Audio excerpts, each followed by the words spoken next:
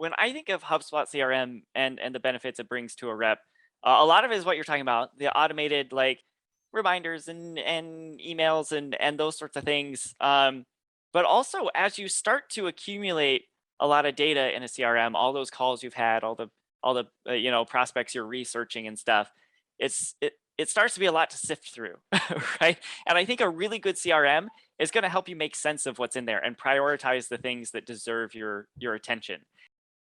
This is Outside Sales Talk, the best podcast for outside salespeople. I'm your host, Steve Benson, and we're here to chat with the world's top sales experts so that you can get their best sales tactics to level up your game. Welcome back to Outside Sales Talk. Today I've got Kyle Jepson with me, and we're going to talk about building your sales with the right CRM and sales tech. Kyle, welcome to the show. Thanks. Happy to be here. So, by way of introduction, Kyle is the senior inbound sales professor at HubSpot, and what that means, he produces educational content for HubSpot Academy, which is the worldwide leader in inbound marketing and sales education. So their goal is to transform the way people and companies grow through online courses, projects, certifications, and software training. So, well, let's jump into it. Kyle, to start off with, what are some dangers that our listeners should be aware of when using technology in sales? Yeah, I think that's the best place to start with technology because, of course, every technology is going to say, "Buy us, we'll solve all your problems. You'll never have to work another day in your whatever they say." But there are dangers, I think, particularly in sales, because in sales you are managing relationships with real people, and technology can only help you so much with that. And so I think if you have a sales process that is poorly defined, or it's not really working, or you haven't defined your sales process at all, um, it's kind of a lot to expect any piece of technology to help very much with that. In general, in sales, technology is going to accelerate whatever process you have in place. And if that is a bad process or a poorly defined process that is not actually long term going to lead you to your goals, then that technology that you implement will just accelerate you toward the wrong destination. And so I would definitely say um, step one is always invest really heavily in taking the time to figure out who you're selling to, what the value to them is, what makes them buy, what you need to do to make that happen. And when you've got that motion figured out in an analog space without technology, then you can bring technology in to accelerate parts of your process, and it'll be much clearer to you what technology you actually need. But to just think, we're kind of muddling along, we're doing pretty well here on the sales floor. This technology advertises, 10x deals closed or whatever. I don't have a lot of faith in those promises, just in general. Yeah, I mean, you hear this talked about a lot with like startups and venture capital, right? Like venture capital's rocket fuel. It's going to take you real fast in a direction. So before Yeah. you apply it, you have to make sure that you've calibrated to go in the right direction. Like you have product market fit. Absolutely. These are the things we need to build to be successful. So yeah, sales tech very similar. It'll accelerate you in the wrong direction if you're going in the wrong direction already, right? Yeah. The other thing that jumps to mind for me in terms of risks of bringing on sales technology is it can disrupt your team. So your sales team is out there selling, they're making Yeah. things happen, they're closing deals, they're incentivized to do so. And if you put a bunch of processes in place that aren't actually accretive for them and just get in the way or gum up their works or slow things down, extend their sales cycles, put in unnecessary processes, you actually end up making their lives harder and making them sell less as opposed to more. And so that's a huge risk with Yeah. the wrong technology or technology used in the wrong way. Yeah, for sure. I was talking with a guy recently. He owns his own company now, but 15, 20 years ago was a sales rep. And he was telling me about how back then they had sales operations, they had sales technology, but on his team, they called the sales operations team the sales prevention team, Yeah. right? Because they would come in with their processes and they would say, "No, you're doing it all wrong. And we need you to check this box and we need you to record this thing. And here's a lot of extra stuff you have to do before you're allowed to close this sale." Right. And that is awful. Like no salesperson wants that, and no company should really want that either. And it's even worse because it's a missed opportunity because operations and technology can accelerate sales, can make the reps life better, right? And that for me is the benchmark we should be using for any new technology or new process. And I think a problem we run into a lot of times is, the decision makers, the people who decide we're going to buy this piece of technology, a CRM for instance, they are in management or they are VPs, right? And what they want are reports, and they want to know how their minions are performing, right? And the value to the salesperson is nothing, literally nothing. And here's some extra work, by the way, so I can check how poorly you're doing, right? And like, of course, sales reps don't adopt that. Of course, they don't like it. Of course, they rebel against it, right? And so I mean, I think in the modern era, we're starting to see more sales tech that is built with the sales rep in mind. Like, this is actually going to remove steps from your process. This is going to automate some things that you would otherwise have to do manually. So you can focus on the best part of sales, which is selling, which is talking to people and having relationships with them. Um, and so I think that's a great benchmark to hold a tool up for. Who's it going to benefit, right? If it's going to benefit the VP of sales, the VP of sales is going to pay for it to be implemented, right? But if you really want it to be adopted, there's got to be something in it for the sales reps. Yeah, we had the same. I've heard the sales prevention squad be called the sales ops department. I've also heard it referred to as legal, but you know, legal actually often wants to block things, but for Yeah, good reasons. But yeah, the sales operations department, they were coming from the right place, and they really wanted to make things easier, yeah, wanted to identify where in the process things are breaking down. But you have to be careful not to create a ton of extra work. Story from my own past: when I was in sales once, this is when I was at Google on the sales team. We brought in some fancy consulting firm. I forget which one, McKinsey or Bain or somebody. I yeah. forget now, but they they managed to build a bunch of questionnaires basically about every sales interaction and put them into the CRM. And so we were supposed, it'd be like, this question, did you ask this qualifying question? What was the answer? And like, Oh it boy. would be like, it would take a half hour to fill the thing out after every, 15-minute qualifying Right. qualifying meeting, right? And Could have done two more of these calls in the time it took me to record this. right, yeah, and so people stopped doing it, but the goal. I think they were like, well, if we were able to gather the data, we'd be able to better focus the team, and I guess figure things out strategically. But it ended up really backfiring, I think. And as you say, the CRM can be a place where that actually automates a bunch of really important Yeah, things, and you can get your salespeople out of a lot of busy work effectively if you can automate it, right? So things like sending emails automatically after a call of a certain type, or making sure each customer automatically gets certain marketing content, or creating drip campaigns, or yeah. I guess actually that would be really helpful. Could you tell me what are some of the benefits from your perspective as an expert and trainer on CRMs, particularly HubSpot? But what are some benefits that sales teams can gain from technology? Yeah, I think, I mean, uh, when I think of HubSpot CRM and the benefits it brings to a rep, a lot of it is what you're talking about, the automated like reminders and emails and those sorts of things. But also as you start to accumulate a lot of data in a CRM, all those calls you've had, all the prospects you're researching and stuff, it starts to be a lot to sift through, right? And I think a really good CRM is going to help you make sense of what's in there and prioritize the things that deserve your attention. And so whether that's some sort of report or list or task or something to, hey, you haven't followed up on this interaction with this person, or this person, you had that first meeting, you still haven't scheduled the second meeting, don't forget to make that happen.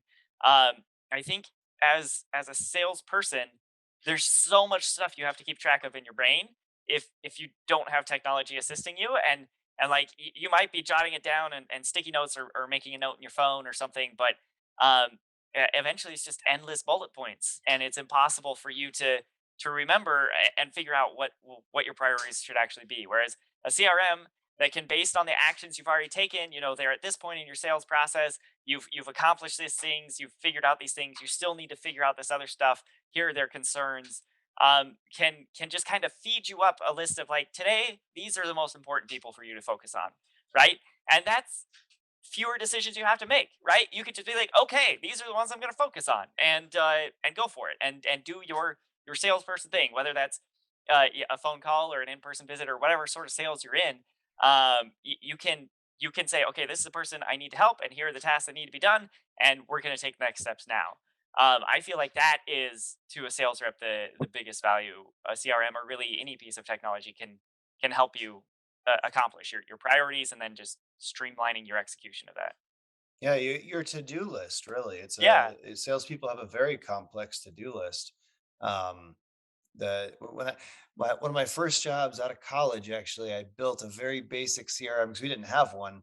I built a very basic one, and it basically just tracked, who was the person, 'cause then I could look it up in the system, like, look up all their information and stuff. So I didn't have to deal with all that data. But it was like, who is this, what company or what person or whatever, and then what is the next step with them, and sort by, and when is that next step due, so I could sort by date. yeah, And and how important was it too? I had to add that too, so the prioritization piece, and yeah, it was a very basic system, but it worked really well, and because that just didn't exist, like the prioritization piece, and that's a key thing that you can get from sales technology, is just helping you juggle the 500 things you've got to do and prioritize them. yeah, Super yeah. important. And I mean, to that point, for any salesperson listening to this who doesn't have any sort of CRM or isn't using any sort of technology, they could build exactly what you've described using a spreadsheet in like 10 minutes, right? And then they would have something.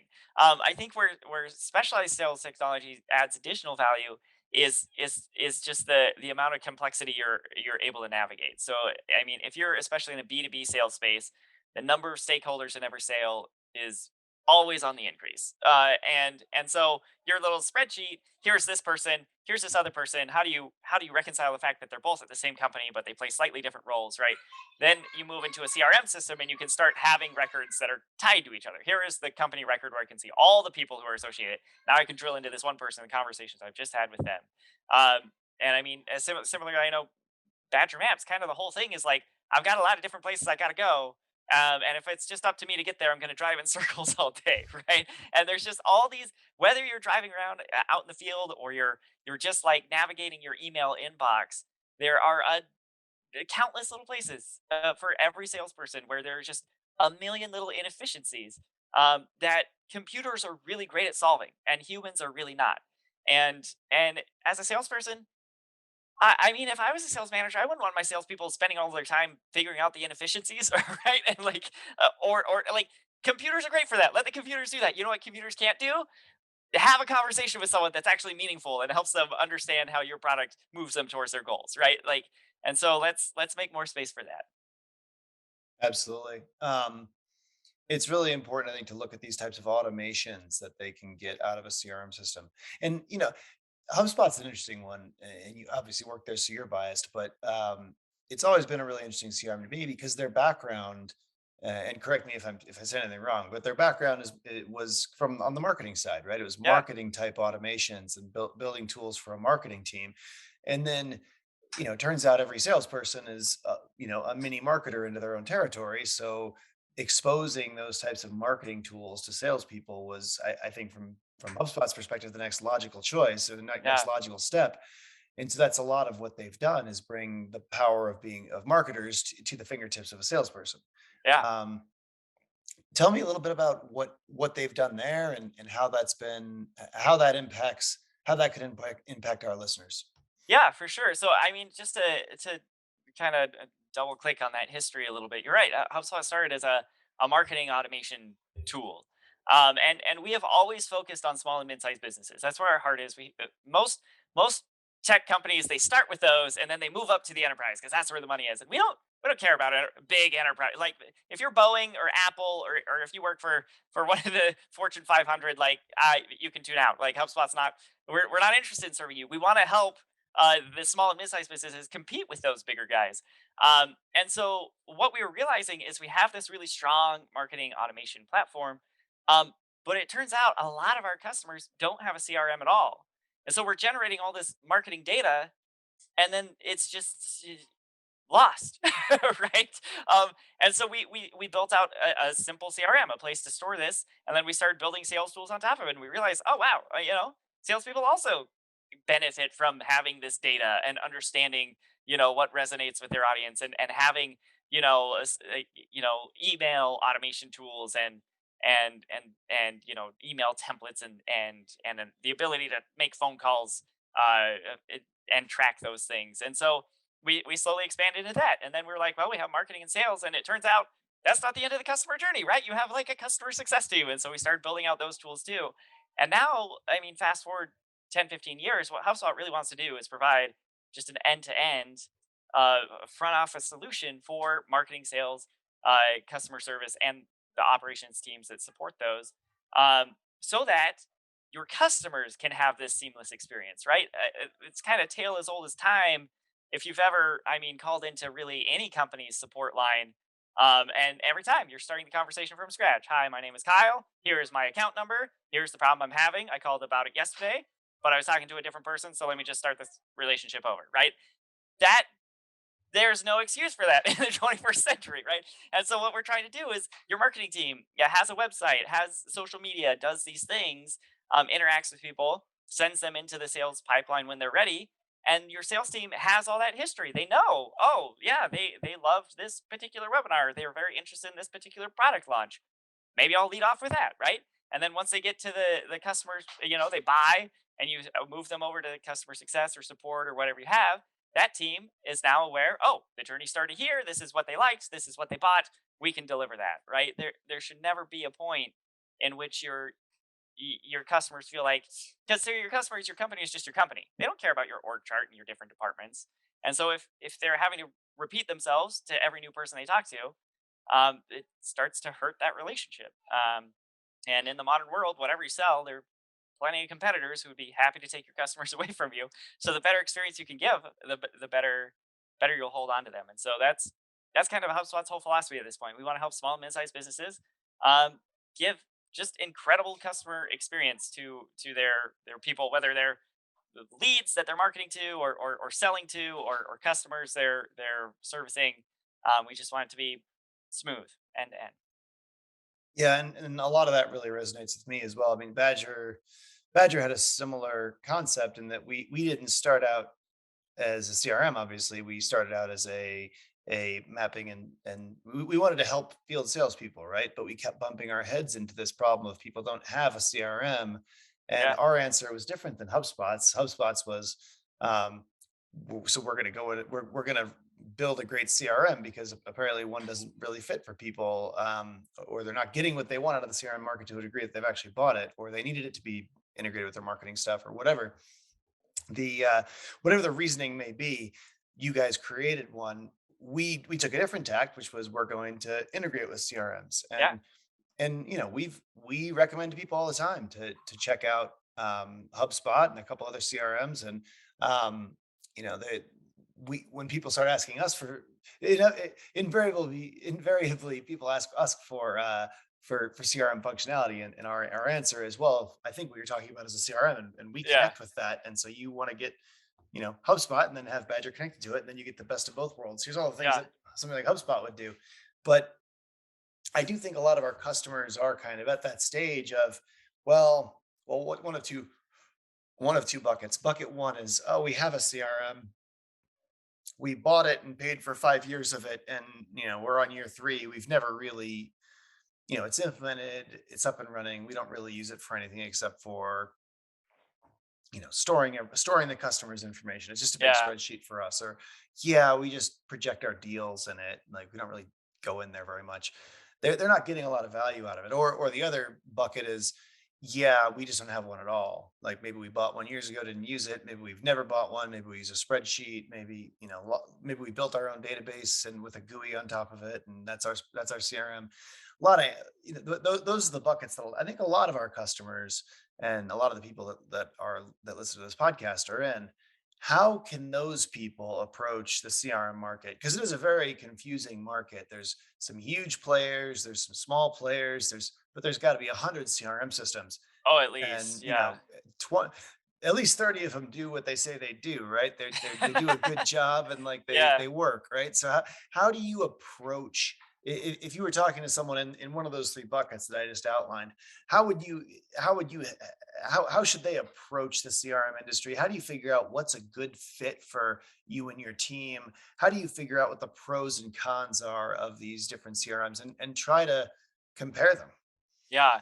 I mean, it is hard. A CRM, no matter which one you choose, especially whether you're migrating over from an existing CRM system or you're starting from scratch, you've never had a CRM before, it's going to take some time to get it up and going, and it's going to get some time for everyone to get used to it and understand what it's for and how to use it. And so it takes some time to see the value of it. And I think where a lot of technology companies just in general fall short is they have these big promises and maybe they can't deliver them, but maybe it takes 6 to 12 months to get there, right? And so you try it out and you're on month two and you're like, this is a waste of time. It's not doing anything it said it would do. So my recommendation would be, I actually love the way you've framed it with Badger mapping, where people need it stored somewhere. And similarly, like when we first expanded, we're a marketing automation platform. We're going to build a CRM thing. We made the CRM free because we just people needed it, right? And it was going to benefit us if our users had some system of record that we could access and build this marketing automation on top of.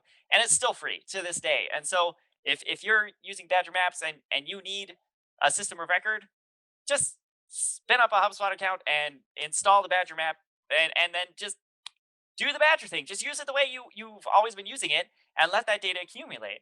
And then you come in a few months later, and you now have the data there, and you can now start thinking about like, well, can we report on this? Can we automate some things based on this? Can we? Are there tools here in HubSpot that are useful? Are there other integrations? We have more than 1,000 integrations in our app marketplace. Like, oh, maybe we could install something else, and then we get Badger for helping us navigate things. We get this other tool for helping us with this other thing, and you start to build out something that is meeting your needs and helping you sell better. The point is never, we need a CRM because everybody needs a CRM and I heard CRM is good, so I'm going to try it.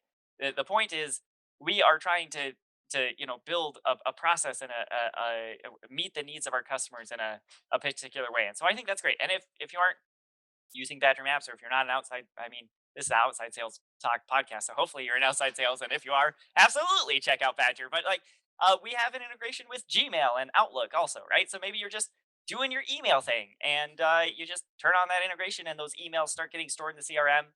They automatically create records for the different contacts you're working with. They automatically create companies for the different companies you're working with, and now again, you have that data. You can go in and explore and like, what value can we get out of this? I think that's the right way to do it, right? I mean, if you want to try out HubSpot, don't pay us anything from the beginning unless you know for sure like you need it. If we've never had a CRM before and we want to just try it out, just use the free version, connect some integrations, let the data kind of pool in there, and then you'll start finding opportunities to use it. Whereas if you're just like, I don't really know what a CRM is, I don't really feel a need for it, but I heard it's good, so I'm gonna pay a bunch of money to get the ground day version. Yeah, I predict nothing but disappointment for you because your expectations are so unclear. Oh, and we run into a lot of people who are very disappointed with their CRM experiences and how much money they paid and the long contract they got locked into. I find HubSpot's approach to the market very refreshing, probably because it's an outsider perspective, right? It's a classic, like a company that started out making CRMs would never do what you guys did because it would cannibalize all their business, right? But Sure. um, I love what you guys have done, and for people that are in that bucket, that's why our customer facing people, our sales team, our customer success team, they often recommend HubSpot for that very reason and that very circumstance because it is free. It does a great job. If you find yourself wanting to do marketing automations on top of your CRM, that's what you get charged for in HubSpot. But you get, if you're if you're looking for a CRM, it's a great place to start. And it's good stuff too. I mean, when you first came out with it, like the API was tough to work with and stuff, but it really improved. You guys, I mean, obviously you're a very big company. You threw some real resources at it, and it's a really solid product now. I mean, I'm very impressed with like the way we've been able to connect into it and how smooth that is and what you guys have built out there. I mean, it's no better or worse than companies that are they only make CRM, and that's the thing they've always only done, and they've been doing it for 25 years. Like Yeah. our connector to you is on par with those. So Yeah, I you guys appreciate you done saying a that. great job. And we realized pretty early on, when we first built the CRM, we weren't like, oh, you know what's going to make this awesome? Integrations. But we quickly realized, oh, yes, we have to open up to integrations here because there are. I mean, if you ever see one of those, Martech landscape things, and there's like 3,000 different companies, and they're all, it's a lot. And HubSpot, we realized pretty quickly, like we have, for instance, one thing. If you sign up HubSpot free CRM, one of the features is a meeting scheduling tool, right? You connect your Gmail or Office 365 calendar account, and now you can send your availability to your contacts. They can book time around your, there's this company called Calendly. That's all they do.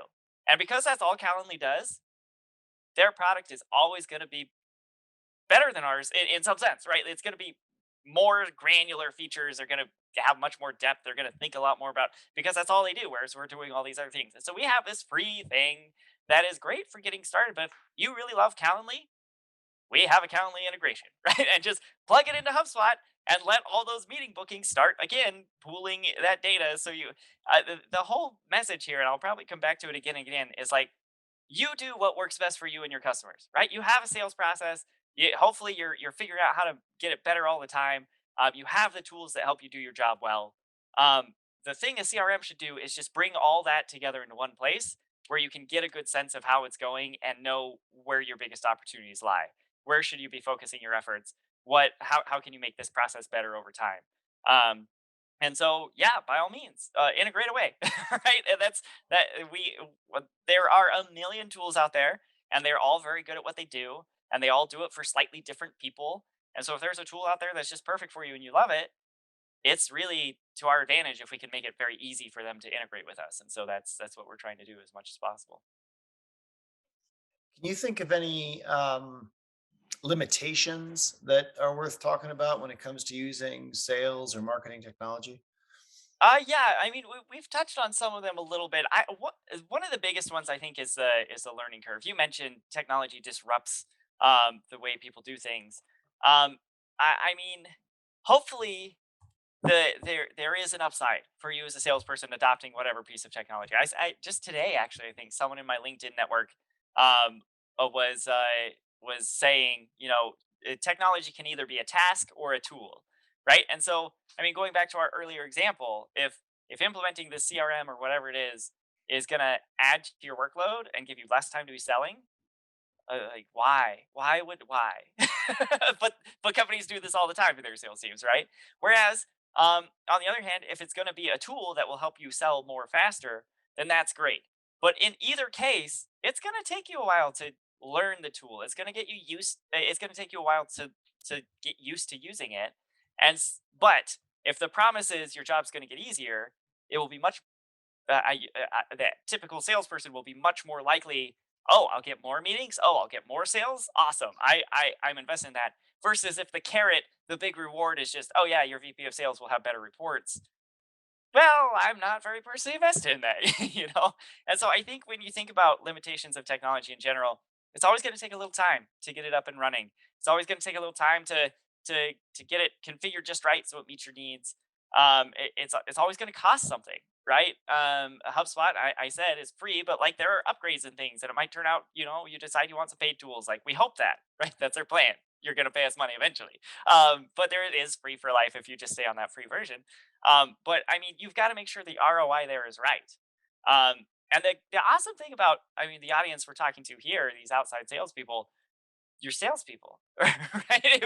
If someone tries to sell you a piece of technology and they're doing some shady smoke and mirrors business to try to convince you it's worth the money, you should be able to see straight through that because you're a salesperson, right? Whereas if they can just very clearly, like Badger Maps has like the clearest ROI thing I've ever heard, where it's just like, hey, you'll have this much extra time, and that's this many more meetings, and that's this many more sales, and so that's this much more revenue every month automatically, and we charge you this month, and so it adds up, right? And so like ideally any technology you're looking at should be that clear cut. If it's like, well, if you do this and maybe that, and then in this, if it's a full moon and if you do this other thing, like you'll at least break even. It just, it should be easy to understand the value of these tools as you're implementing them. Yeah, and we still have challenges in our market, even though the value proposition is very clear. There's still a ton of smoke and mirrors, and a lot of that comes, we have there are other mapping solutions that have historically been focused on other things, but they have, a lot of them, they've made this market very tricky to understand too, because they're like, oh yeah, yeah, we do all that stuff too, and like I know what they do, but like if you're just looking at this market for the first time, maybe they actually really focused on another thing historically. Now they do a very basic version of what we do, or they, in some cases they just kind of say they're doing it to pull someone in and get them in their system. But I think we're just an example, right? Like technology is hard to buy because it is a little there, not just smoke and mirrors, but it's just complicated. It's complicated to understand, right? Like Yeah, what these two different, like what is the difference between HubSpot and Salesforce? They're two large companies that make CRM systems. It's hard to figure. Like if you didn't know the market, you wouldn't know. Well, I mean, Salesforce is really built for enterprises. If you don't have at least yeah. 500 sales reps, you shouldn't be touching this stuff, right? Like, and and I can tell someone that, because and but if you're just researching CRM systems, you're going to find a bunch of marketing stuff like, oh, we're going to both of the companies are just going to talk about how they're going to help you get close to your customers, understand your customers better, and do things in an automated way. It's really hard to actually know until you've worked with both systems, and seen them in live in a bunch of environments where this is a good example, where this is a good fit versus where that is a good fit, right? Like, like you say, right, you guys focus on small and medium businesses, right? Like, I've, I mean, I've never heard Salesforce say, no, if you only have 15 sales reps, you really don't want this. This is an aircraft carrier, and you're looking for a speedboat. And I've never heard them say that, and I don't think they would say that. I mean, um, I think everyone kind of, tries to position their stuff to as wide an audience as possible, even if it's how do you, I guess my question is, how can people cut through the noise in the CRM market and figure out what's a good CRM for my company, for my team? How do they do that in your industry? Yeah, so it's hard because there's, I mean, as we mentioned, a huge number of CRMs, and it seems like everybody wants to get in the CRM game suddenly. Everybody has like a CRM adjacent solution, and so they expand into the CRM space. Hmm. Um, and it's hard. Some people, there are companies out there who built CRMs specifically for very specific industries. And there are some that try to be as broad as possible, and there are some, and it just there are a lot of different flavors. And I mean, I've worked at HubSpot now for 6 or 7 years, and like all I think about now is HubSpot, right? Like it's been a long time since I worked with any other system, and I don't claim to have an informed opinion of what other systems are like. But one thing that we're really trying to do differently is kind of the standard CRM company playbook that was founded by Salesforce, who I have nothing bad to say about Salesforce. They invented this industry, right? And they did a great job. There's a reason they're the incumbent, and they're a huge company, and they get to make cucumber shaped buildings in San Francisco, right? Like they are very successful at what they've done. Cucumber shaped. That's a creative one. That's not what came to mind when I saw it outside of my window the first time I saw it. I said I have nothing bad to say about Salesforce, right? Like they defined this industry, and they are continuing to, right? But the one thing they defined that I feel like we at HubSpot have decided to do very differently is they define the way you build a CRM company, and it's through a series of acquisitions, right? You build one piece, then this other company is doing this thing really great, buy them, buy them, cobble them together, you get a solution that sort of does everything. Um, HubSpot, we have built everything in house.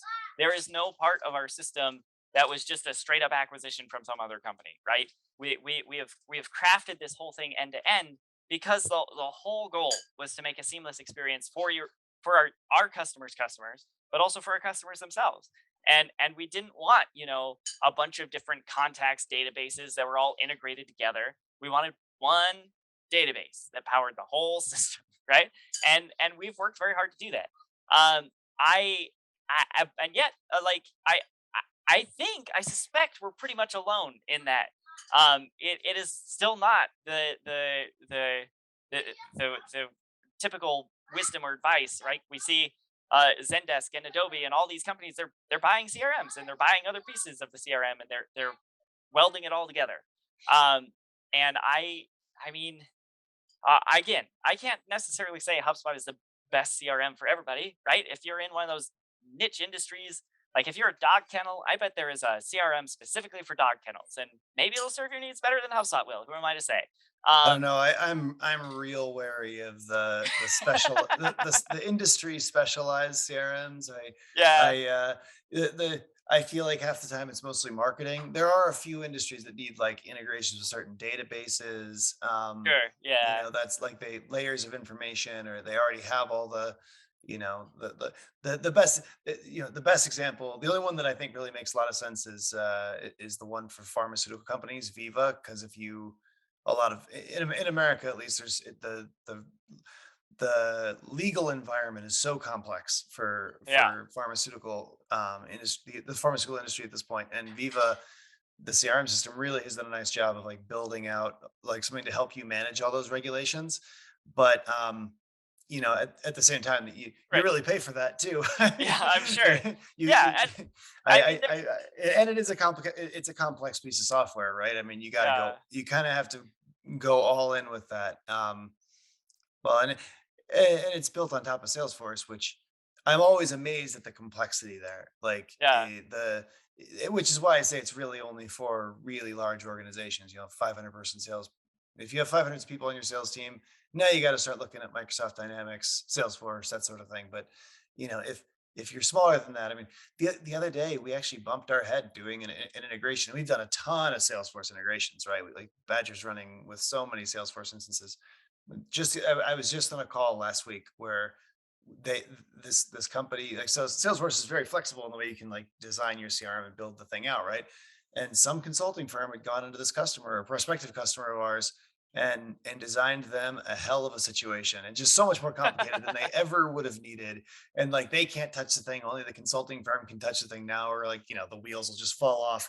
And it, and we have to like go we have to do a bunch of things on our side to be able to even hook into this thing now the way they've got it structured. It's just it's a and and we've done so many integrations that we've got so many running. Like it's just it's amazing how they can break it.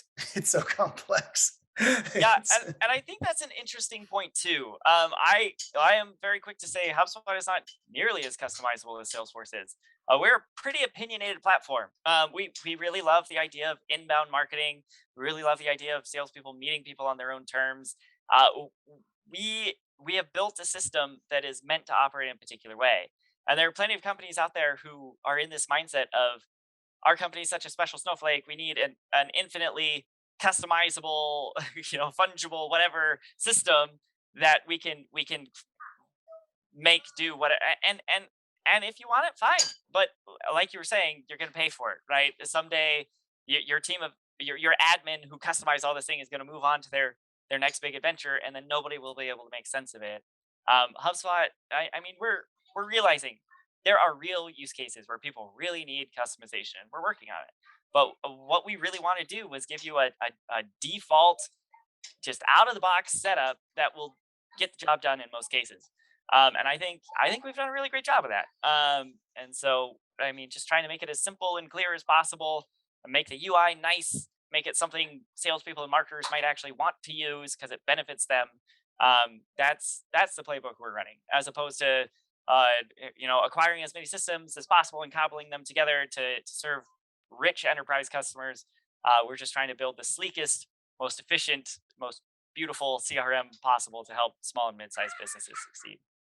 I love it. You guys have done a great job from what I've seen from my frankly relatively independent perspective. I don't have a horse in the Yeah, CRM race, right? it's Like true. it's You can't.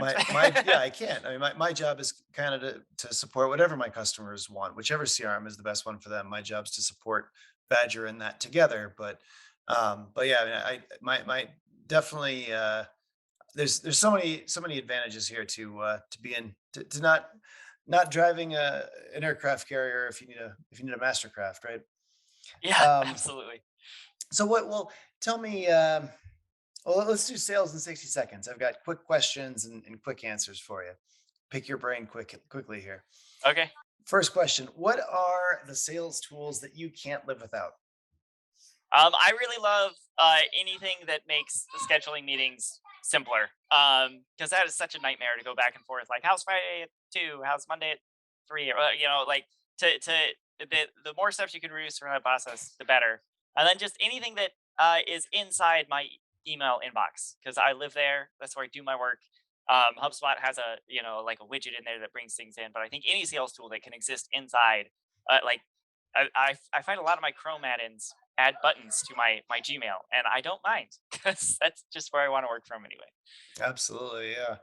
Um, well, and on to the calendar system thing. I mean, I've been using Calendly, and so is all the whole Badger sales team has been using Calendly for probably 5 or 6 years now, and I it saves so much time. And anyone who's not Yeah, using that, I mean, it's like I forget what it is, like $5 a month or something, but it's a total slam dunk yeah, to get something absolutely. the back and forth on trying to schedule things is such a nightmare. It just slows things down. But Yeah, I think their basic tool is free, but it's like the more advanced one, you pay some small amount of money for. But it's yeah, like $5 or $10. yeah, it's a slam dunk. Um, but what what about how can sales technology, how can the right sales technology help you get ahead of your competition and win deals? It's all about the efficiencies and prioritization, right? Like, whether it's a calendaring tool that saves you the trouble of the back and forth of scheduling that meeting, which, by the way, you lose people in that conversation, right? The third round of, like, that day doesn't work for me, people give up on you. And so that's lost opportunities, not just lost time. And I think similarly, Badger's whole idea of, like, you've got lots of appointments. How about you get to them in the most efficient order possible, right? Just anything that is increasing your efficiency as a salesperson, because the one thing you never have enough the one resource you never have enough of is time. And so I think that's really where the value of all these are. And what are the mistakes that you see sales teams make most commonly when they're picking new sales technology? Like in the choosing process. Yeah, I mean, as I yeah, just this is purely my perspective as someone who has worked at HubSpot for quite a while now. I just think it's sad that we so often the decision is going with the incumbent, right? There was an old saying, nobody ever got fired for buying IBM, right? I think people say a similar thing about Salesforce now. Um, it would be cool if someday people said that about HubSpot, but certainly, like, some new upstart would come eventually, right? Like, I think you got to look at what is the value you're trying to drive, right? As opposed to just making the simple decision or the obvious one or the accepted one. Just like getting really clear on what the needs are that your organization has, and then getting really clear on the technology that aligns best with those needs. I think that's the way to make a decision. But I recognize in any organization there's going to be politicking, there's going to be people who have to be pleased, and it's never that straightforward in a B2B environment. But I wish it could be. Yeah, well, ripping out the legacy tech is hard, and I think a lot of people when they're bringing in new tech and replacing 17 processes and systems that they had in place to get something done, cobbled together with spreadsheets and chewing gum and duct tape. When you bring in that whole new process, you often do have to build a whole bunch of new processes, and that does take time, and you have to have a system that can deal with all those different things, right? Yeah, But yeah, I mean, I completely agree with you on the on the you never get fired for buying this big incumbent. Well, when I worked at IBM, this is obviously a lifetime ago. That we were still saying that. We were still saying yeah. nobody ever Why gets wouldn't you? fired for buying IBM, right? And but yeah, with the by 2010, I'd say, maybe even before that, people were definitely getting fired for buying IBM. Maybe even before that. I mean, it was it was like, well, nobody gets fired for buying IBM, but wow, is their stuff expensive and doesn't work compared to the new stuff that exists in the world today? Like, it was Yeah, so that that does change, right? I think times change, and new stuff comes out, and challengers It challenge, does, and and I think it's important to realize that the game changes too, right? Like if you want to look at one of my favorite disruptions to any market is the Apple IIe, right? When we talk about Apple innovation, we always talk about the iPhone or something, but like Apple IIe, in an era where computers were like room-sized pieces of enterprise equipment, Apple comes out with basically a thing that's a child's toy, right? And none of the big incumbents were worried about that. That can't do any of the things our stuff does. But like, who's the most valuable company in the world now, right? yeah, And all the other big incumbents have had to play catch up because they've realized, like, oh, the game has changed. No longer do people want the computer to be the thing that takes up their entire office and crunches the numbers. They want it to be the thing that they can carry around in their pocket at this point, you know? Um, yeah. Well, and so, I was a child when they came out with that child's toy, and it was my favorite toy. it's So, still uh, great. yeah, I mean, now I carry the current one in my pocket, right? Yeah. But well, what would you say the greatest sales lesson that you've learned over the years is? I have learned that for a frontline salesperson, I would say a little research goes a long way. My first job out of college, I was cold calling on the phone, and it was just name and phone number. Right, I knew nothing about these people, and so often they were the wrong person. There was no reason I ever should have called them, but the whole idea was just like got it 100 dials a day, right? Like that was the goal, and that's what I did. And I left a lot of voicemails for people who are never going to call me back. And I talked to a lot of people who hated my company more after I talked to them than before I talked to them. Right? I don't know that it ever did any good. And just the internet has made so much information so readily available. I think any salesperson who will pause for a moment and say, "Is this the best person for me to call? Is now the best time to call them? Do I have a thing they actually might care about?" Um, is gonna do so much better than the high volume sales rep who's just trying to go as fast as possible. And tell me a thing that a salesperson would be able to do if they had HubSpot, that if they currently had no CRM, what's the thing that they would be able to do in HubSpot every day that would make their job more effective? So one thing I really love that HubSpot does, one of the first features we ever built for the CRM is if you add someone to the CRM with their work email address, right? Steve at badgermapping.com or whatever. The HubSpot behind the scenes is connected to this thing called the internet and to this other thing called publicly available information. And it'll pull that little badgermapping.com. It'll look up the company. It'll pull some stats, right?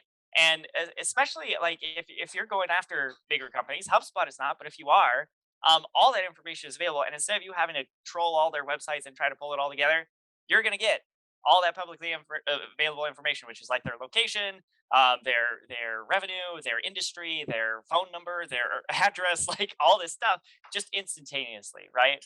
And so HubSpot, in addition to being a repository for data, is an excellent research tool, and can help save a lot of time that way. Yeah, that helps you right out of the gate, right? Um, well, what would you say as an actionable takeaway for someone listening to this podcast? What should the field salespeople listening today do as a first step towards finding great sales technology? The next thing for them to do better in their job. I have I've come to a point in my life. There was a time in my life where it's like someday I will be an entrepreneur and I will found a company and solve some problems. Right. And I have ideas sometimes. I'm like, you know what someone should do? Someone should build a tool that does this thing. I'm now in a phase of my life where I can just accept every idea I've ever had has already been turned into a company, right? And so like I just whenever I think like, you know what would make my life easier? A tool that did this. If you could just take the next step and Google that tool, you can probably find one. And you can probably find one you can start for free, right? And I think that's the way to go. As a salesperson, there are always things that get in your way of selling, right? You ask any salesperson in the world what stops you from selling, they'll have a list for you. And if you can start, you as a salesperson, if there is something that consistently is just a thorn in your side as you're trying to do your job, um, start with that tech, right? Because that's going to give you immediate value. And so if you are out in the field and you're driving around and like, oh, this is the third time I've passed this corner this afternoon, get a mapping tool that'll help with that, and then connect that to a CRM so you can have that data, and then connect your email to it too, and just start building the tech stack that works best for you. And I mean, ideally, that'll happen at the team level, so there's shared data and stuff. But I mean, even just as an individual sales rep, you can save yourself a lot of time. You can make your life a lot easier just by using the technology that already exists. Absolutely. Well, I'm going to try to summarize some of the stuff that you've taught us here today. First of all, sales technology will help automate processes so that salespeople can focus on selling more. That's why it's there. Having a CRM will help salespeople focus on important information and help salespeople figure out their next steps with customers and their prospects. CRMs allow for salespeople to keep track of important customer information so that they can form the better relationships with those customers. You can try looking into when you're looking at CRM tools. Definitely check out HubSpot. They offer a free version, and if you're using it with Badger, it can just when you connect Badger to it, it'll all the data that you collected over the years in Badger will flow into it, so that you'll have all that to start making better decisions and doing marketing automations right away. Um, you can look for sales tools that integrate with tools that you already use in general and that you love, and that way you can save even more time, because when they're integrated together they can kind of become more powerful by playing off of each other. And it always takes time to get a new tool up and running. It always takes a mental investment and time investment. So you want to make sure that it's really solving a problem that you really care about. Make sure the ROI is there before signing a new contract, and certainly a long-term contract. I see some technology companies, pushing people into 5-year contracts, and Oh, don't do it. yeah, No, never. it's like, if there's not a free trial, or if it's really expensive to buy, monthly or annually, but it's real cheap for 5 years. Those are To me, those are huge red flags. Yeah. So, well, awesome. Where can our listeners read more about your work? What's the best way to reach out to you? Yeah, I love LinkedIn. I don't know if that makes me old or professional or what it makes me, but I am on LinkedIn all the time, and so I'm just Kyle Jepson. I think if it's like in slash Kyle Anthony Jepson, I think it's my full name, but I'm the only Kyle Jepson at HubSpot, and I'm posting there regularly. If you send me a connect request, especially if you say you heard me on the Outside Sales Talk podcast, I'd love to connect, learn more about what you're working on. I am not a salesperson for HubSpot, so you don't have to worry about me selling HubSpot to you. I genuinely just care about understanding sales problems and brainstorming solutions. So that's my preferred way to get in touch. Yeah, well, and Kyle, that's why we had you on, because you're an educator in the CRM Yeah, space, right? Effectively, and from my perspective, and I'd heard some of your stuff and really wanted to get your perspective, and your let people hear about what you're talking about, because I think it's important. And obviously it comes from the perspective of you work at HubSpot, but like the stuff you're saying sure. is true of any CRM and true of any technology implementation of in kind of that space. And I think it's a really valuable perspective for people to have. But this has been a great episode of the Outside Sales Talk. If you happen to work in field sales and listen to this show, I'm here to remind you that you'll love Badger Maps. It's the #1 route planner for salespeople. Helps you drive less, and sell more. So, if you can think of any other sales reps or people, sales managers who could benefit from learning about what Kyle has taught us today about CRM systems and technology adoption, definitely share this episode with them. But take care until next time, everybody.